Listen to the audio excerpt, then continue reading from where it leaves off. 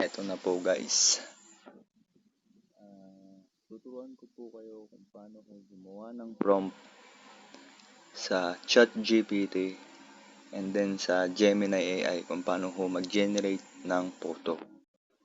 Para hindi po kayo mahirapan na gumawa ng prompt, mag-search na lamang po kayo sa Google, Chrome, or sa Pinterest ng mga image na gusto nyo gawan ng prompt. Okay po.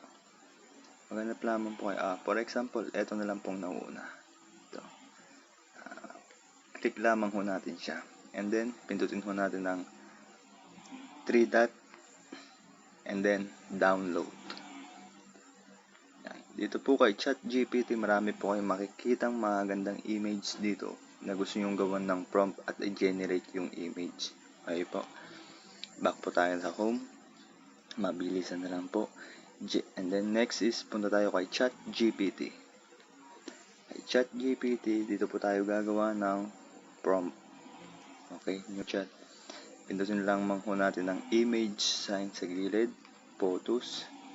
And then yung napili nating photo kay Pinterest, add ho natin siya. Then type natin ng makeup prompt. Okay po. And then yung arrow po, pindutin natin. Hintayin lamang ho natin si ChatGPT na gumawa ng prompt para sa atin. Okay, yan na ho siya. Realistic prosthetic. Here I come.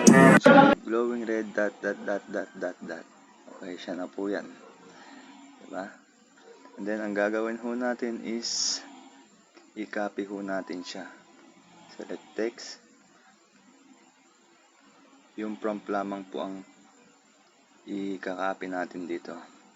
And then, meron po kasi mga optional na style na isasuggest sa'yo si ChatGPT. Marami ho yan. Gawin ho natin, copy, back po tayo sa home.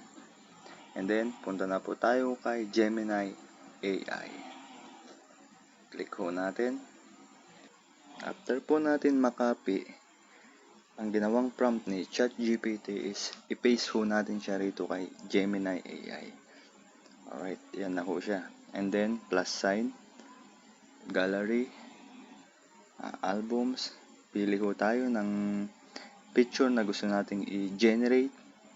Okay, add, and then send. Yan ho. Pagkatapos po yan, maghihintayin po tayo. Hintayin lang natin. Waiting.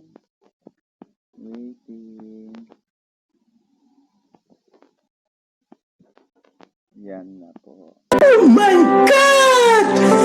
Wow! Na po ba? Ganun lamang po kadali. Anyway, salamat po, pa-follow and subscribe naman po yan.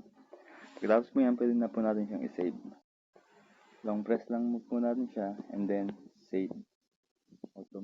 Automatic po nasa gallery na po natin.